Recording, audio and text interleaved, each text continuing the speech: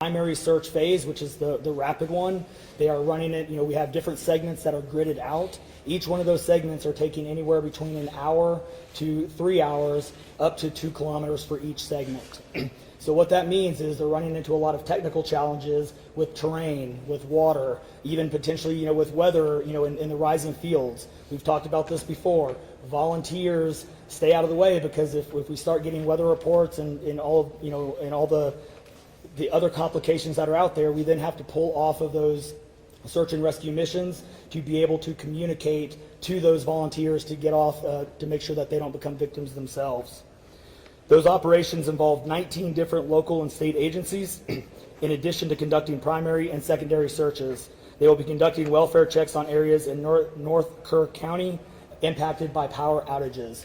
And when we say search and rescue operations, that is boat, walking, on the ground, dogs, drones. Again, keep personal drones out of the air.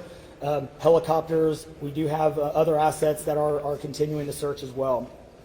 As of present, KPUB, which is the Kerrville Public Utility Board, is reporting continued power outages between Hunt and Ingram along the South Fork of the Guadalupe River in Hunt. In the South Fork area, there are approximately 40 down power lines and significant infrastructure damage. KPUB has brought in additional utility personnel to help with restoration, but it's not possible at this time when the power is going to be restored. There are some substations along with those power lines that we are still trying to get access to, just from debris buildup or them being completely wiped out. So we do not have an estimated time on when those are going to be fixed. We continue to have substantial number of requests for volunteers, as I said before, and donation opportunities.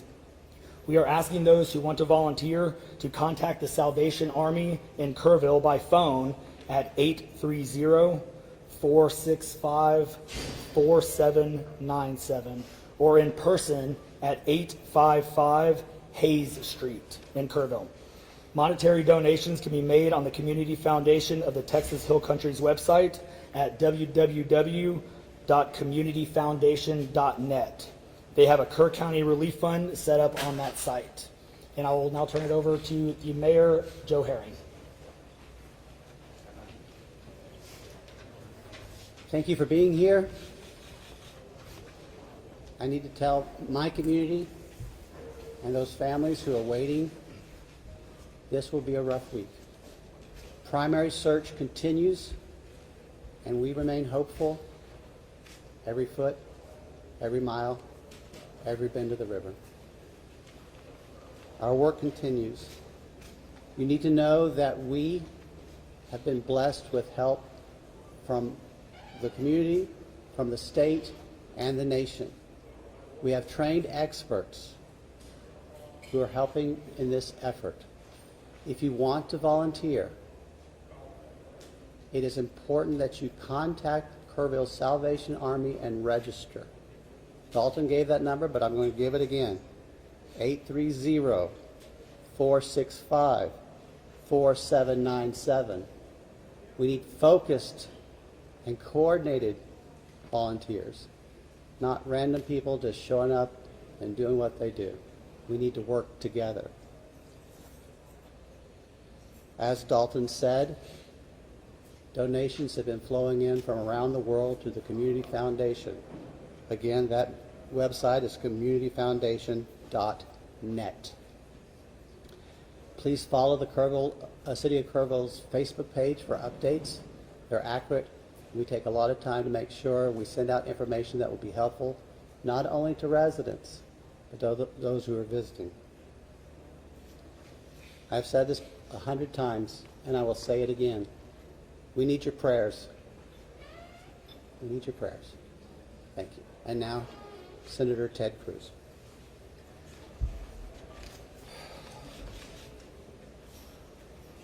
Texas is grieving right now. The pain, the shock of what has transpired these last few days has broken the heart of our state. As of yesterday, the confirmed death toll was 82, and those numbers are continuing to go up. The children, the little girls who were lost at Camp Mystic, that's every parent's nightmare. every mom and dad. Last week, we were picking up our daughter from camp here in Hunt. Our girls have gone to camp here for a decade. The Hill Country is an incredible part of Texas, part of the country. The natural beauty here is incredible. The camps that have raised generations of little girls and little boys and instilled character and love and faith are extraordinary institutions. And I'll tell you, the pain in our state, and it's every part of the state. We've got Texans from all over the state who were here celebrating the 4th of July. A week ago, this was a time of great celebration. You're dropping your little girl off at camp, your little boy off at camp.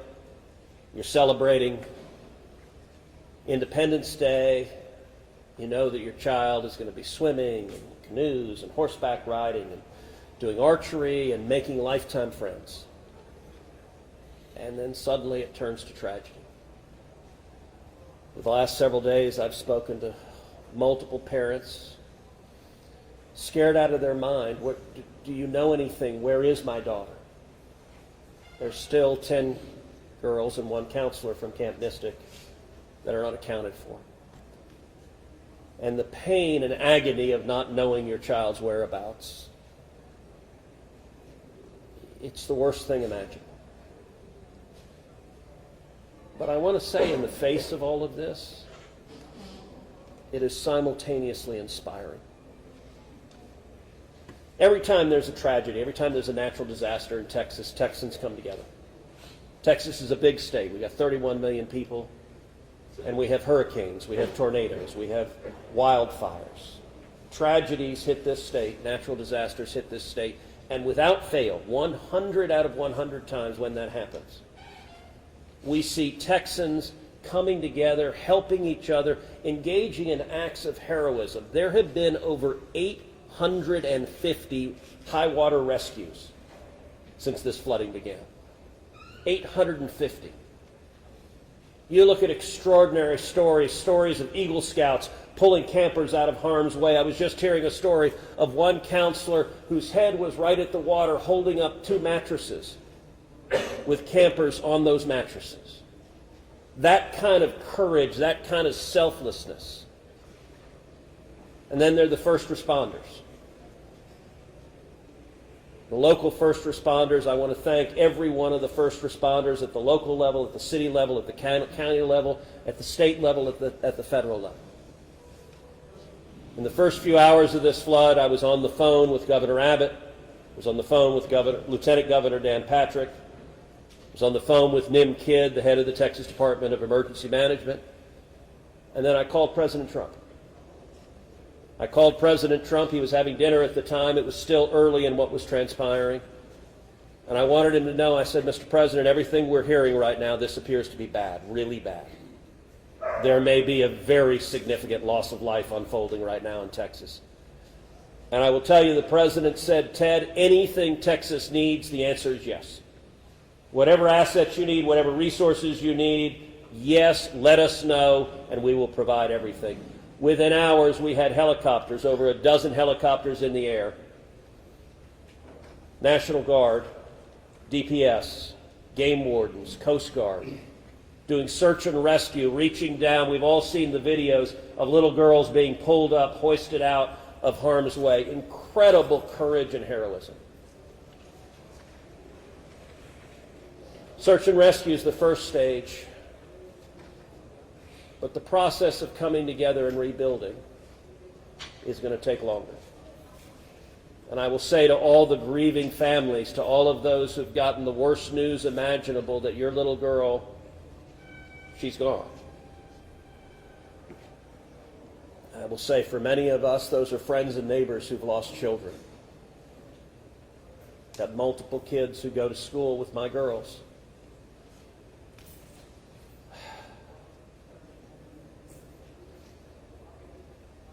The mayor asked for prayers. And I want to say thank you to the millions of Texans, to the millions of Americans, to the millions of people all over the world right now who are praying for Texas and praying for those parents. Going through this grief, it is going to take love, it is going to take friends, and family embracing and hugging and holding them while they weep. And it's going to take the church. With every disaster, one of the things we see here in Texas is the church steps up and the church helps and the church feeds and clothes and comforts. This morning I met with a group of chaplains who've been going through the incredibly difficult process of talking to mom and dad after mom and dad who just lost the most precious person they ever knew. And those chaplains are just trying to love them and show God's love. So I want to say we will come through this. To those in the midst of grief right now, that might seem hard to fathom.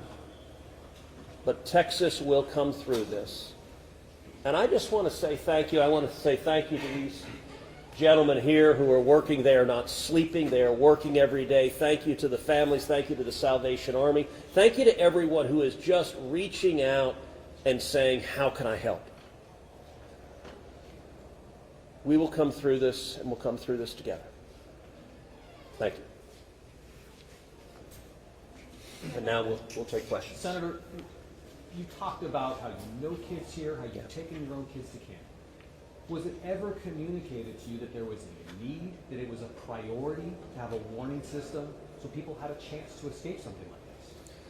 Well, listen, I think anytime you're dealing with major rivers, there's a risk of flooding, and there's always been a risk of flooding, particularly on the Guadalupe River. I will say, in the wake of every tragedy, there are things that are predictable. One of the things that's predictable is that you see some people engaging in, I think, partisan games and trying to blame their political opponents for a natural disaster. And you see that with a hurricane, with a tornado, with a wildfire, with this flooding, where people immediately say, well, the hurricane is Donald Trump's fault.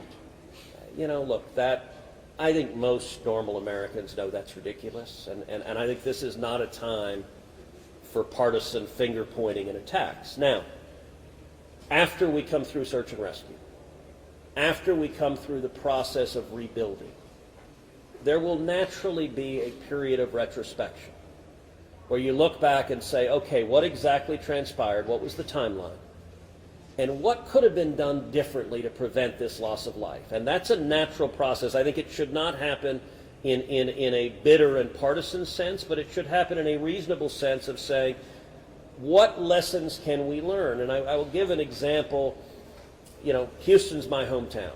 If you live on the Gulf Coast, we get hurricanes. That's part of living on the Gulf Coast as hurricanes hit. And I do think Texas as a whole has learned over time how to deal more effectively with hurricanes. And so you look here, we know the National Weather Service put out an emergency warning just after 1 a.m. and a second emergency warning just after 4 a.m. Now, obviously, most people at 1 a.m. and 4 a.m. are asleep. And so I think we will have a reasonable conversation about, A, are there any ways to have earlier detection? And some of that, the limits of a flash flood, they're very difficult because they can arise so quickly. But everyone would agree in hindsight, if we could go back and do it again, we would evacuate particularly those in the most vulnerable areas, the young children in the cabins closest to the water. We would remove them and get them to higher ground if we could go back and do it again. Obviously, everyone would. The people in RVs by the river's edge. We know in disasters like this, RVs and mobile homes are particularly susceptible, whether a flood or a hurricane or a tornado, they're particularly susceptible to that. And so my hope is, in time, we will learn some lessons to implement to next time, and there will be another flood, there will be another disaster, but next time there's a flood, I hope we have in place processes to remove especially the most vulnerable from harm's way. But I think that's going to be a process that will take a careful examination of what happened and how can we implement processes better in the future to prevent this same loss of life. Senator, there were claims that the National Weather Service sent that first flash flood warning that should have alerted phones at 1:14 in the morning. But we have a federal public database maintained by PBS Warn, that says the first emergency alert wirelessly here in this area to Kerr County was not until after 9 a.m. That was more than 4 hours after the severe flooding had come to this area. Did you know that? Have you seen that? And what's your response, knowing the state and cuts to the NWS in recent months by this administration? So I don't know the source for what you're saying. All of the public reporting I've seen is that there were 2 alerts that went out, one just after 1 a.m., one after 4 a.m. You know, I can tell you, I talked about the partisan finger pointing. I think there have been some eager to point at the National Weather Service and say cuts there led to a lack of warning. I think that's contradicted by the facts. And if you look at the facts in particular, number one, that these warnings went out hours before the flood became a true emergency level. But number two, the National Weather Service here, New Braunfels is where they were headquartered. They had additional manpower. In fact, they had 3 additional people working that night, anticipating that it was going to be a very dangerous weather situation. I also think it's worth noting that the National Weather Service Union, which has been very critical of the DOGE cuts, has publicly said that they don't believe that the reduction in staffing had any impact whatsoever on their ability to warn of this event. And so, look, I think it is reasonable over time to engage in a retrospective and say at every level what could have been done better, because all of us would want to prevent this horrific loss of life. But I think just immediately trying to use it for either side to attack their political opponents, I think that's cynical and not the right approach, particularly at a time when we're dealing with a crisis and we're dealing with grief. But does this make you question whether there should be cuts at the National Weather Service and FEMA? I know you've been supportive of FEMA. Look, I am very supportive of FEMA. I'm very supportive of the National Weather Service. They both perform essential roles, and I think it is critical in every federal agency, particularly when you're dealing with public safety, that we make sure that critical roles are maintained. That's a longer and broader discussion, but as I said, everything from the public evidence indicates that was not a contributing factor to what occurred Is it here. possible to get Dalton in just to talk about that and those the National Weather Service alerts? Because there were escalating forecasts throughout the day from the National Weather Service. What did the emergency managers of the county and other local officials do with that information, starting at 1:15 and onward, where you have the dire river forecast at 6:30? Were emergency managers doing anything to put any processes in place to warn people on the river? So overall, we were preparing for the July 4th, weekend. So we had National EMR on site. We were, basically stood up kind of an incident command post, if you will, to prepare for that event. So everybody was kind of up looking at weather. We looked at the weather before. When you looked at the National Weather Service, flood map, it spanned all the way from the west side of Texas, with Kerr County kind of being in that upper northeast corner of it. And so everybody, including the National Weather Service, was looking at where's the rain going to hit. We know it's somewhere in here, but with rain, especially when you're dealing with terrain, you got to figure out, sometimes you don't know until it falls. So once it starts falling, then you got to figure out, okay, how's the watershed going to do this? How's the science going to work? And when you had that north and south fork that we had talked about before, it all converged into one. We do know that a lot of the camps were looking at this just as much as as everybody was. With the rainfall percentages, even the National Weather Service had looked at, and don't quote me on the numbers, but it was anywhere between 1 to 7 inches. We got significantly over that. And again, when it goes into very congregated areas and how that watershed shifts into the rivers, that impacts things. And so the camps, obviously, we've heard stories where campers were getting up. They were up at 3:30 in the morning. They were trying to move to higher ground. And the other interesting part of the terrain, and we've talked to UGRA folks as well. This is the headwaters of the Guadalupe. This is the beginning. This is where everything forms when it comes into the North and South Fork.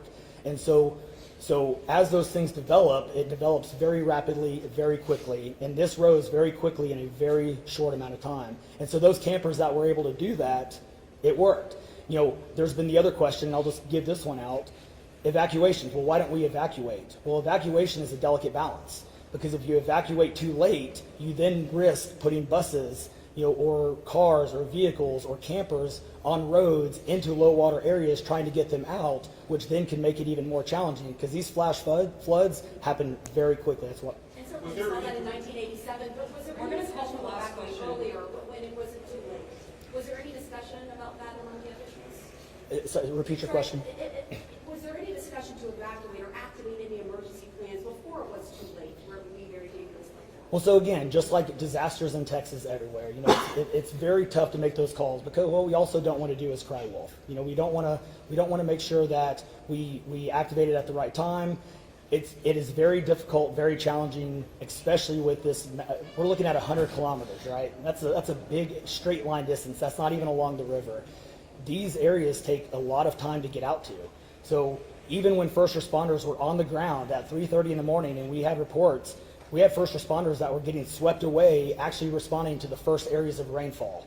That's how quick it happened. First responders who have experience, who are swift water qualified, were driving to as soon as the rain started falling, were driving to these areas, and one of them got swept off the road. So what was it? One last question, everybody, one last question. Between 1 and 4 a.m. from local law enforcement to the camp, saying, I know you can't get buses in an hour, but was there anyone telling the camp between 1 and 4 a.m., you need to get the girls to higher ground, at the very least, even if they have to walk up there in the rain, as many of them actually ended up doing? Was there any communication from local law enforcement to anyone at that camp between 1 and 4 a.m.? That I don't know off the top of my head. What I do know, though, is there's 55,000 people in Kerr County. Kerr County is a massive, massive area. From here to those camps is 45 minutes on a good day.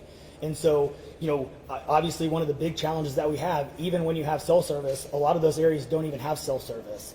Radio communications towers, radio towers within the hill country, it becomes very challenging.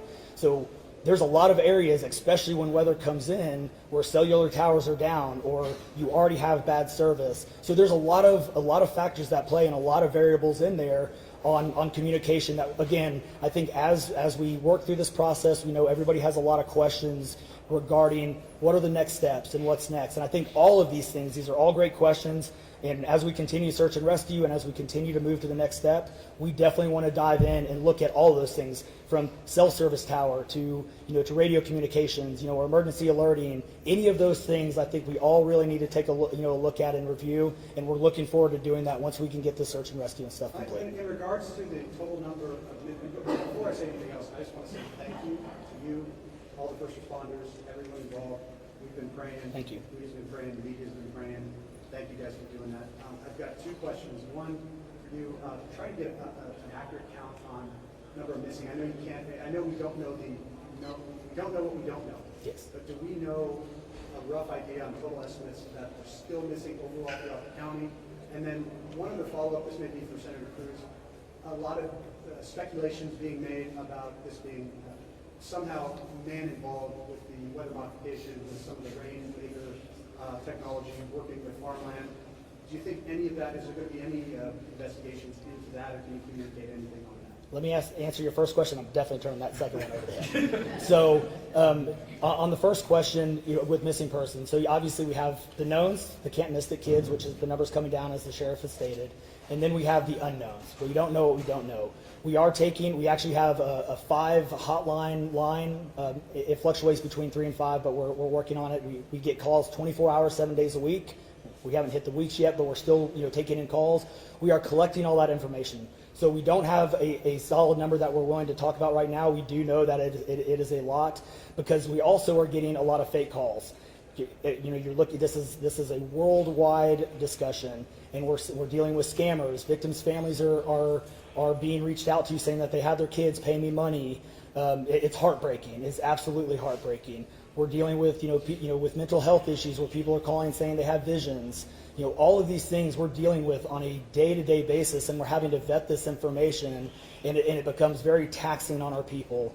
Again, this is an extremely heartbreaking. This is, if not the worst, one of the worst disasters in this region in a very, very long time, even beyond 1987. And but we're best estimate, like dozens or hundreds, or just to give people an idea. A lot. So, At what point can you yeah, let me. Yeah, Not to get into the weeds on, people are asking lots of questions, and where should we start the investigations after? to the best of my knowledge, there is zero evidence of anything related to anything like weather modification. And look, the internet can be a strange place. People can come up with all sorts of crazy theories. What I know is a reality is that a whole lot of Texans are grieving right now.